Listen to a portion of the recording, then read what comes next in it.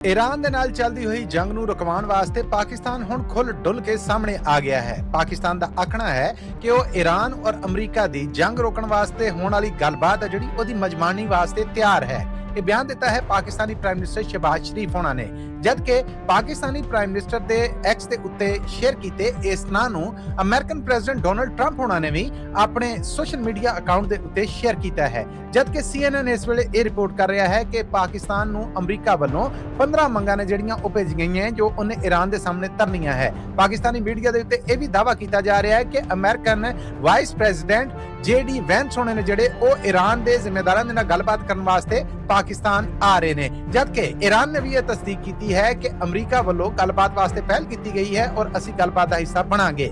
पाकिस्तान की मजमानी इस करके भी खास जानी जा रही है कि इस तो पहला ईरान वालों होने वाली गलबात के जिन्ने भी राउंड सन उन्होंने इसराइल वालों निशाना बनाया गया है। इस करके ख्याल किया जा रहा है कि पाकिस्तान च होने वाली ये गलबात जिहदे च ईरानी लीडरशिप आप आएगी वो किसी हद तक महफूज है। दूसरे पासे चीन ने भी ईरान के उत्ते यही जोर दिता है कि वह गलबात के नाल मामले ने जिहड़े वो नबेड़े, लड़ाई नालों गलबात बेहतर है।